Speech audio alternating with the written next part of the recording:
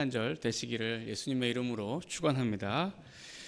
네, 오늘 우리가 함께 읽은 이 마태복음 2장 1절에서 12절에는 예수 그리스도의 탄생에 대해서 서로 다르게 반응하는 세 부류의 사람들이 등장합니다. 그러니까 헤롯 왕이 나오고요. 그다음에 헤롯 왕이 예수님의 나심에 대해 질문을 한 대제사장들과 서기관들이 나오고요. 그리고 오늘 본문에 어떤 면에서는 주인공이라고 할 수 있는 동방박사들이 나오죠. 그러니까 이들이 서로 다르게 예수 그리스도의 탄생에 대해서 반응을 하는데, 이 헤롯 왕과 또 대제사장이나 서기관들이 예수님의 탄생에 대해서 어떻게 반응하는가 하는 얘기는 내일 그냥 금요일 기도의 시간에 나누도록 하고요. 오늘은 동방박사들이 예수 그리스도의 탄생에 대해서 어떻게 반응하고 또 예수님의 탄생을 받아들이는가 하는 모습을 보면서 성탄의 참된 의미를 한번 생각해 보도록 하겠습니다.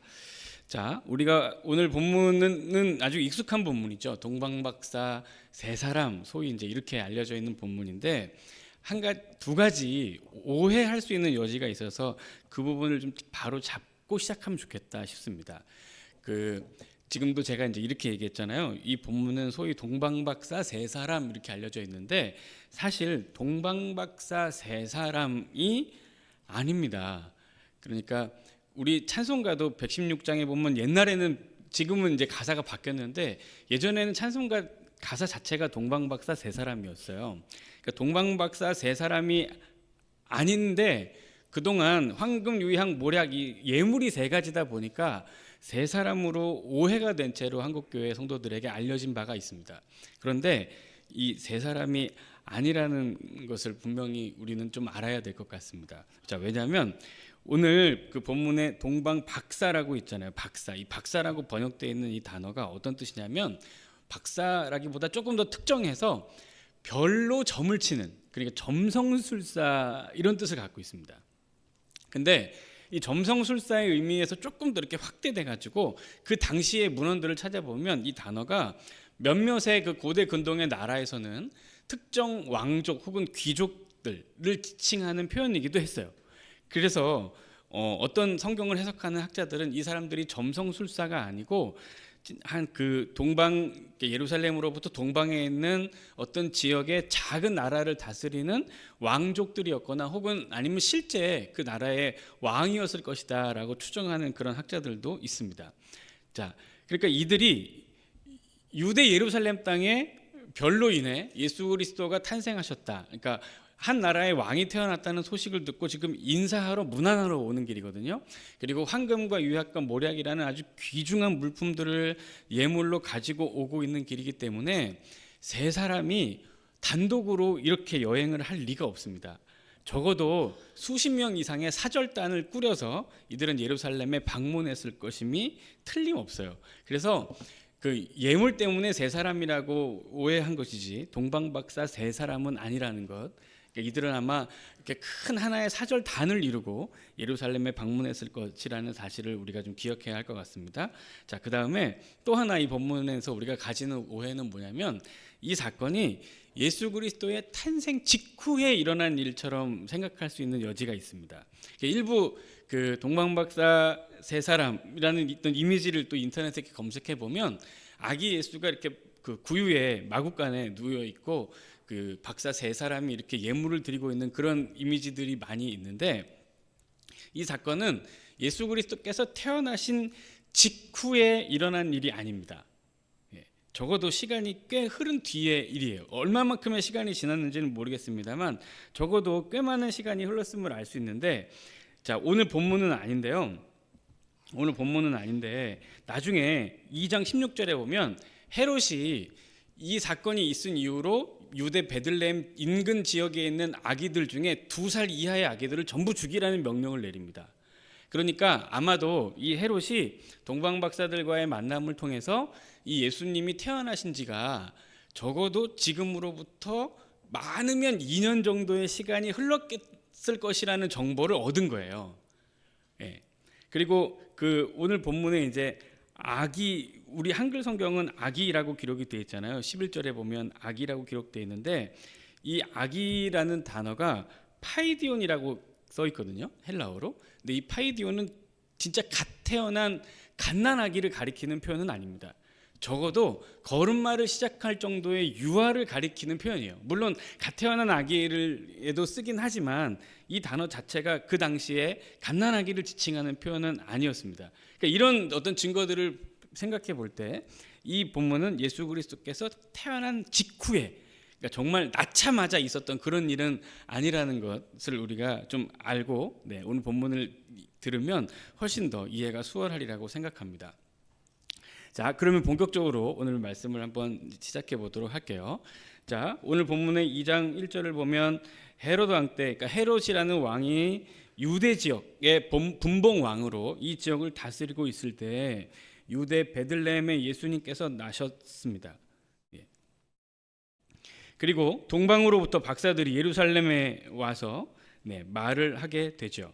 자, 2절을 보면 유대인의 왕으로 나시니가 어디 계시냐? 우리가 동방에서 그의 별을 보고 그에게 경배하러 왔노라고 했습니다. 그러니까 이렇게 짐작해 볼 수 있을 것 같아요. 예수 그리스도께서 태어나신 날 하늘에 어떤 징조가 될 만한 별이 있었던 모양입니다. 그러니까 이들은 점성술사인 가능성이 충분히 있으니까 그 별을 보고 어떤 나라에 이 왕이 태어났다는 사실을 이들은 알게 된 거죠. 그리고 이 별, 그러니까 하늘에서 별을 보면 그 별 아래가 어딘지를 특정하기는 어려우니까 이들이 그 별의 위치를 상세하게 나름으로 분석하고 연구하고 그 별이 뜬 그 지역을 찾아서 이동하기까지 꽤 시간이 흘렀을 거예요. 그러니까 이들이 이 사건이 예수님의 탄생 직후에 일어난 일이 아니라는 것을 더 상세하게 알 수 있죠. 아무튼 예수님이 태어날 때 하늘에 어떤 한 별이 떠올랐고 이 점성술사들은 그 별을 보고 왕의 나심을 짐작했고 그 별의 흐름을 따라 이렇게 쭉 찾아서 지금 오늘 유대 땅에 이르게 예루살렘에 이르게 된 것입니다. 그리고 이 땅의 왕이었던 헤롯 왕을 찾아가서 이 땅에 왕이 태어났는데 그 왕이 누구냐? 우리가 그 왕에게 찾아가서 경배를 드리겠다고 한 것입니다. 그러니까 지금 이 예루살렘에서 이 큰 동방박사 세 사람이 아니라 이 세 사람을 비롯한 큰 사절단과 유대 지역을 다스리고 있었던 헤롯이 지금 궁전에서 만나고 있는 장면이에요. 그러니까 아마도 다른 나라의 왕족, 귀족, 적어도 왕을 거느린 사절단이 왔으니까 예루살렘에 있는 분봉 왕인 헤롯이 이들을 영접한 겁니다. 그리고 이들은 이 지역의 왕으로 나신 그 사람을 경배하러 왔기 때문에 당연히 이 지역을 다스리는 왕이었던 헤롯에게 와서 먼저 문안을 하고, 당신의 왕위를 이어서 이 지역을 다스리게 될 왕이 누구냐고 물었으리라고 충분히 짐작해 볼 수 있는 그런 본문입니다. 자, 이 동방 박사들은 정확하게 어느 나라의 어떤 신분을 가진 사람인지는 오늘 본문에서 정확히 밝히고 있지는 않지만 우리가 분명히 알 수 있는 사실은 이들은 전통적으로 하나님의 자녀, 하나님의 백성이라고 일컬어지는 이스라엘 아브라함의 후손들은 아니라는 사실입니다. 아니에요. 이들은 아브라함의 후손과 이스라엘 백성들이 아닙니다. 그러나 하늘에서 어느 날 떠오른 별을 보고 이 땅에 예수 그리스도의 나심, 이 땅의 메시아여 왕으로 오신 예수 그리스도의 존재를 인식하고 그를 찾아 먼 거리를 왔다라는 사실입니다. 자, 오늘 본문의 2절을 다시 보면 유대인의 왕으로 나시니가 어디 계시냐? 우리가 동방에서 그의 별을 보고 그에게 경배하러 왔노라고 했습니다. 자, 이 동방 박사들이 예루살렘에 와서 이 별의 주인공인 이 왕, 이 아기를 찾는 이유는 이들이 경배하기 위함이었다라고 얘기합니다. 그리고 11절에 직접 아기 예수를 만난 이들은 엎드려 아기께 경배했습니다. 참 신기하죠? 이스라엘 백성들도 아니고 성경을 아는 것도 아니고 전통적으로 아브라함의 후손이라고 일컬어지는 사람들도 아닌 다른 나라 사람들이 희한하게 예수 그리스도께서 태어나셨을 때 그 예수 그리스도가 이 땅의 왕이심을 깨닫고 그에게 경배와 영광을 돌리기 위해 찾아왔다는 것입니다. 참으로 놀랍습니다.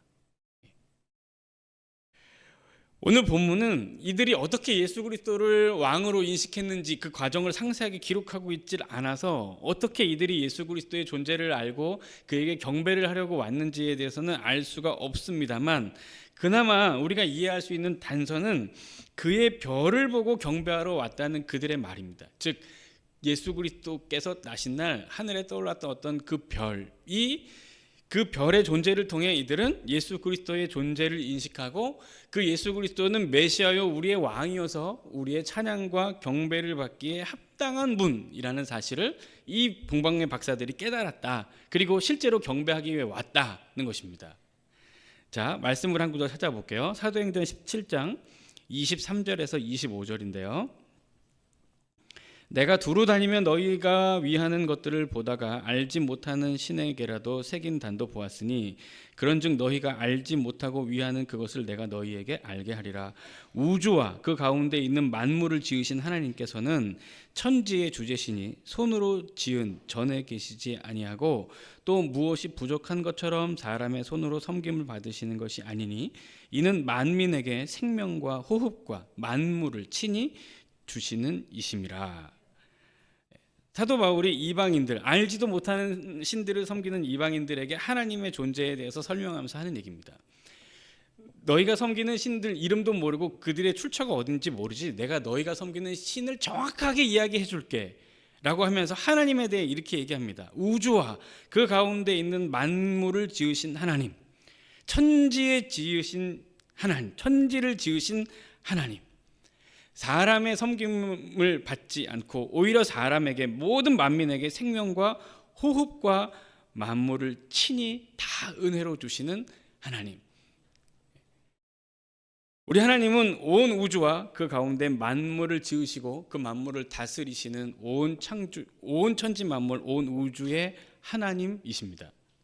그래서 온 천지 만물 속에는 우리 하나님의 창조의 섭리와 창조의 손길이 깃들어 있습니다. 그래서 이 땅의 모든 사람들은 온 땅 만물에 깃들어 있는 하나님의 창조의 그 섭리를 따라 하나님을 인지하고 그 예수 그리스도가 누구신지를 깨달을 수 있는 지혜를 가지고 있습니다. 자, 지금 이 동방의 박사들에게도 하나님께서 그렇게 역사하신 것 같아요. 하늘에 별이 하나 떠올랐습니다. 그냥 평범한 별이었을지도 모르겠어요. 아니면 유난히 반짝거리고 빛나는 별이었을지도 정확히는 모르겠습니다. 아무튼 하늘에 빛나는 그 반짝이는 별 하나, 그 별 하나를 보고 저 별이 어디서 났을까? 이 온 우주에 저 유독 빛나는 별은 무엇일까? 그 별을 보면서 온 우주 그 만물보다 그 위에 계셔서 온 천지 만물을 지으시고 다스리시는 하나님의 존재를 이들이 충분히 인식했으리라고 짐작해 볼 수 있는 것입니다.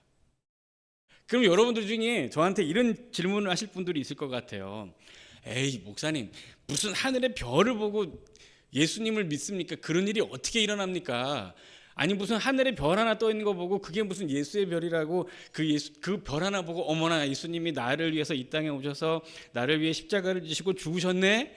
그 사실을 어떻게 깨닫습니까? 그게 말이 됩니까? 라고 물으실 만한 분들이 계실 것 같은데 그게 아닙니다. 그러면 제가 설명을 해볼게요. 여러분 한번 잘 들어보세요. 자, 우리는 하늘의 별을 보고 하나님을 알고 예수 그리스도의 십자가의 은혜를 깨달은 사람은 대부분의 경우는 아닐 겁니다. 그렇죠? 여러분 어느 날 그냥 하늘을 보다가 별 하나 떠 있어서 어머나 저 별은 하나님께서 내게 주신 별이네 하고 교회에 오신 그런 분은 안 계시죠? 보통은 그런 경우가 아닐 겁니다. 보통은 누군가로부터 복음을 듣고 누군가로부터 하나님의 존재와 예수 그리스도에 관한 모든 소식을 듣고 그 복음을 듣고 우리 속에서 변화해야 되는 어떤 역사들을 경험하고 하나님 앞에 오셨을 거예요. 대부분 그러시죠? 그렇죠? 예. 그러니까 참 놀라운 기적이 우리 속에서 일어난 것입니다. 여러분들 지금도 누군가의 영혼을 구원하기 위해 많은 사람들에게 예수를 믿자고 교회에 가자고 함께 하나님을 섬기자고 권면하고 계시지 않습니까? 그들에게 한두 번 얘기한 것 아니죠. 그럼에도 불구하고 그들은 아직 예수 그리스도를 알지 못합니다. 이게 무슨 얘기냐면 우리가 아무리 논리 정연하고 완벽한 구조를 가지고 성경을 지식적으로 완벽하고 해박하게 이해한 후에 성경이 말하는 하나님의 존재와 예수 그리스도에 대해서 아주 정말 박사처럼 설명을 하고 체계적으로 논리적으로 말로 전해준다고 하더라도 그 사람이 하나님과 예수 그리스도의 존재를 인식하는 것은 다른 문제입니다. 우리가 어떤 전문적인 공부나 또 학습을 위해서 강의를 듣고 전문가의 이야기를 들으면 고개를 끄덕이고 수긍을 합니다. 그런데 예수 믿는 얘기는 달라요. 이건 다른 차원의 문제입니다. 아무리 논리정연하게 아무리 깔끔하게 구조를 짜서 설명을 해줘도 이것이 사람의 귀에 들리고 마음에 들려서 그 심령이 변화되고 정말 예수 그리스도께서 2000년 전에 이 땅에 오셔서 죽으셨는데 그 죽으심이 나의 모든 죄를 용서하시기 위한 하나님의 긍휼과 은혜와 사랑이었단 말입니까? 하고 이해가 되고 고개를 끄덕이고 전인격적으로 예수 그리스도를 받아들이는 것은 다른 문제입니다. 다른 문제예요. 이 땅에 수많은 사람들이 예수 그리스도를 아직도 모르고 있습니다. 예수 그리스도에 대한 정보가 없고 지식이 없어서 그렇습니까? 요즘 같은 시대면 더 좋죠. 매스컴도 발전하고 유튜브나 이런 매체들을 통해서 얼마든지 손쉽게 예수 그리스도에 대한 이야기, 기독교에 대한 정보, 하나님이 누구시고 예수 그리스도가 누구신지 역사적으로 문화적으로 다 밝히고 고증하고 정말 논리정연하게 일목요연하게 얼마든지 설명할 수 있습니다. 그렇게 정보가 넘쳐나는 이 시대에도 예수 그리스도를 아는 사람들이 계속 생겨나고 있기도 하지만 여전히 많은 사람들이 예수 그리스도를 거절하고 있고 하나님의 보좌 앞으로 나아오기를 망설이는 사람들이 많이 있습니다. 그런 의미에서 볼 때 우리는 우리 인생의 어느 시점에 누군가로부터 복음을 전해 듣고 내가 예수 그리스도의 은혜로 구원받은 하나님의 자녀임을 깨닫고 지금 이 자리에서 예배를 드리고 있다는 것은 놀라운 기적이죠. 그럼 이 당시에는 예수 그리스도가 이제 막 나셨을 때 아닙니까? 그러니까 누군가가 예수 그리스도에 대해서 전해줄 만한 사람들도 없어요. 그러면 이 당시에 사는 사람들은 어떻게 하나님을 믿고 어떻게 예수 그리스도를 영접할 수 있었나? 있지요. 온 천지 만물 속에 깃들어 있는 하나님의 영광과 창조의 손길 때문에 그렇습니다. 여러분 지금도 있습니다. 지금도 실제로 저도 그런 분들 몇 분 만나봤습니다. 어느 날 갑자기 차를 타고 가다가 낙엽이 하나 툭 떨어지더래요. 그 낙엽이 하나 툭 떨어지는 걸 보고 어머나 내 인생 같네. 그런 생각이 들더랍니다. 그 생각이 드니까 비로소 그동안 당신의 아내가 계속해서 예수 믿자고 교회 가자고 하던 얘기가 고개가 끄덕여지고 수긍이 되더랍니다. 그래서 교회 나오셨다는 얘기 제가 직접 들었습니다. 이렇게 예수 믿게 된 분들 은근히 많습니다. 여러분 많아요. 우리 하나님께서 각 사람의 마음속에 각 사람의 심령 속에 어떻게 역사하실런지는 아무도 알지 못합니다. 이날 예수 그리스도의 탄생하는 날, 그날 하늘에 떠오른 별을 보고 이 동방의 박사들은 어쨌든 예수 그리스도와 하나님의 존재에 대해 깨달았습니다. 그리고 그 예수 그리스도에게 경배를 드리기로 결단하고 다짐하고 온 것입니다. 사랑하는 성도 여러분, 우리는 얼마나 감사합니까? 지금도 저는 인간의 언어와 말로 예수 그리스도의 복음을 증거하고 있습니다. 예수 그리스도께서 이 땅에 우리를 위해 친히 오셔서 우리를 위해 십자가를 지시고 죽으심으로 말미암아 우리를 구원하셨고 하나님께서 우리에 대한 사랑을 예수 그리스도의 오심을 통해 확증해 주셨습니다. 그리고 하나님께서 보내신 이 독생자 예수 그리스도가 나의 구주시라는 사실을 믿고 의지하며 평생 붙들고 사는 인생을 하나님이 존귀하게 여기시며 온 우주에 깃들어 있는 하나님의 창조의 섭리와 모든 은혜를 그 인생 가운데 부어주실다는 것도 저는 믿습니다. 그래서 예수 믿는 인생은 참으로 복되고 형통하며 가장 지혜롭고 아름답게 살게 될 인생임에 틀림없습니다. 그 복을 우리가 이미 받아 이 자리에 앉아서 함께 예배를 드리고 있는 것입니다. 당시 동방의 이 관습에 의하면 왕의 앞에 엎드린다는 것은 완전한 복종을 의미합니다. 지금 이들은 한 나라에 꽤나 영향력이 있는 자리에 있는 사람들입니다.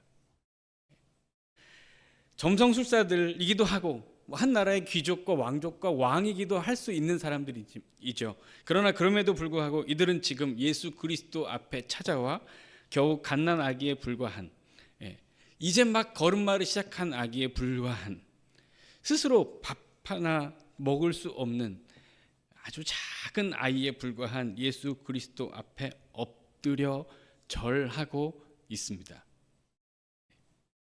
이들은 확실히 예수 그리스도를 믿고 하나님의 자녀로 살기로 결단한 사람들이 맞는 것으로 보입니다. 예수 그리스도 앞에 엎드려 절하고 있으니까요. 이들은 아울러 예물을 드립니다. 황금과 유향과 모략, 귀한 예물을 드리죠. 이 예물에 어떤 의미들이 있을까?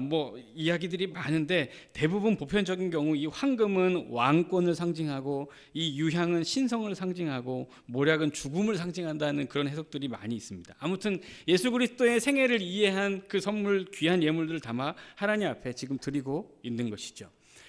중요한 것은 무엇이냐면 무엇을 드렸냐가 중요한 게 아니고 지금 예수 그리스도 앞에 무릎 꿇고 귀하게 여기는 것을 드리고 있다는 것 자체가 중요합니다. 그 얘기는 이들이 예수 그리스도를 인생의 주인이요 자신의 영혼의 참 구주로 믿고 섬기며 따르고 결단하며 살기로 작정했다는 믿음을 이들이 드러내고 있다는 것입니다. 이들은 자신들의 신분이 어떠하든 지금 자신의 삶이 어떠하든 상관없이 자신을 위해 이 땅에 오신 예수 그리스도를 인생의 참 주인으로 영접하고 이 예수 그리스도를 자기 인생의 주인으로 삼은 것입니다. 이 어린 아이가 내 인생과 내 영혼의 참된 주님이십니다 라고 엎드려 경배하며 자신들의 믿음을 고백하고 있는 것이죠. 사랑하는 성도 여러분, 이것이 바로 믿음입니다. 예수 그리스도를 믿는다는 것은 단순히 마음속에 어떤 일어나는 하나의 감정이 아닙니다. 정말 내 삶에 귀하다고 여겨지는 것을 하나님께 드리며 바짝 그 앞에 낮게 엎드려서 그의 권위에 굴복하고 그의 부르심을 따라 살기로 작정하고 다짐하는 것, 그것이 믿음이죠. 이 동방의 박사들은 그 믿음을 지금 자신들의 삶으로 보여주고 있는 것입니다.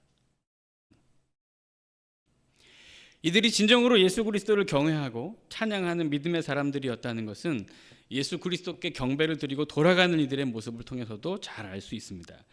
자, 12절 말씀을 보면 이 12절 말씀은 아주 의미심장한 기록인데요. 12절에 보면 그들은 꿈에 헤롯에게로 돌아가지 말라 지시하심을 받아 다른 길로 고국에 돌아가니라고 했습니다.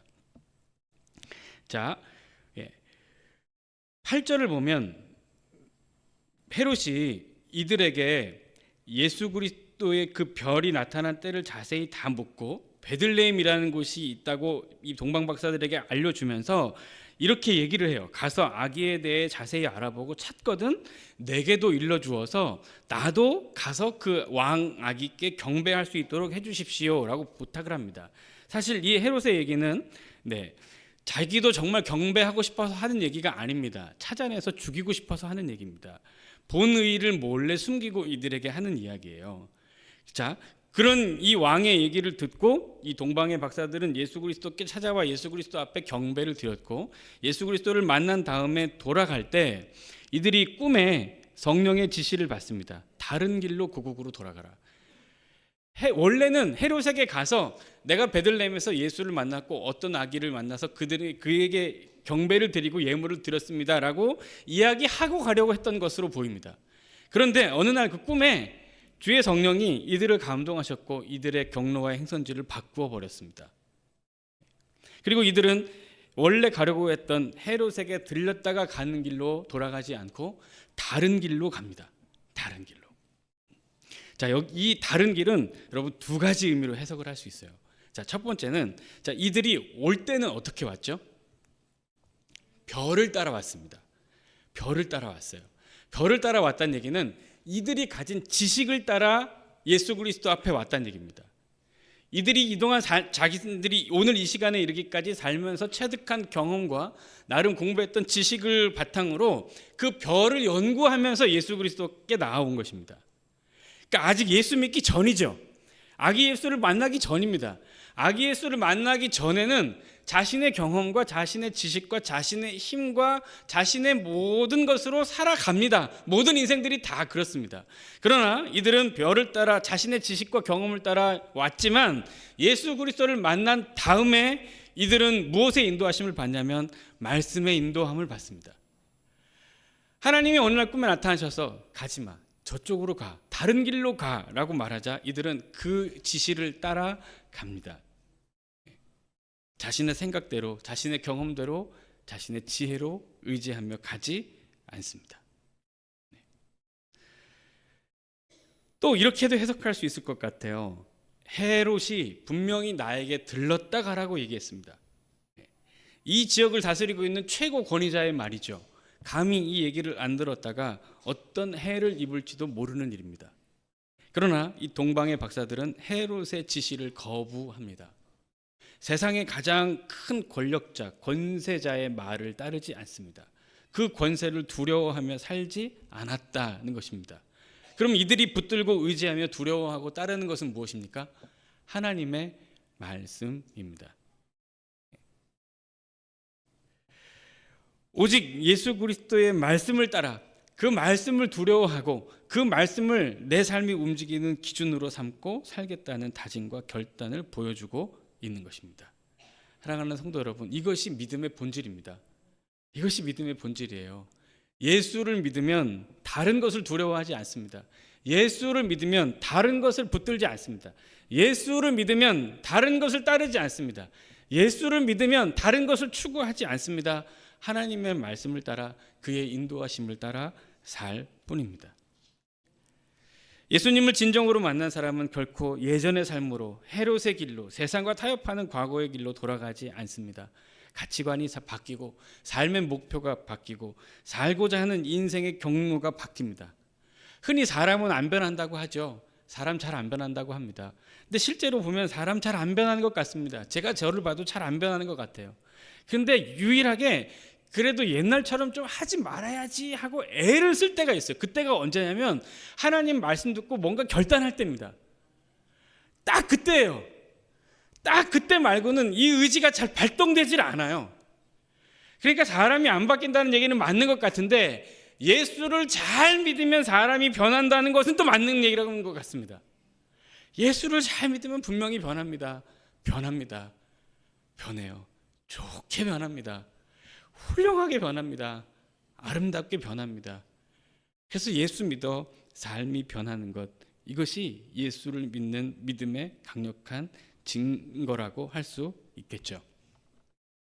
예수 그리스도를 믿고 구원받아 하나님의 자녀가 되어서 예전보다 더 온전해지고 예전보다 더 거룩해지고 예전보다 더 순종하며 살고 그렇게 하루하루를 살다가 마침내 우리 주님 예수 다시 오시는 날 하나님 앞에 책망받을 것이 하나도 없는 모습으로 서게 되는 것, 그것이 믿음의 본질입니다.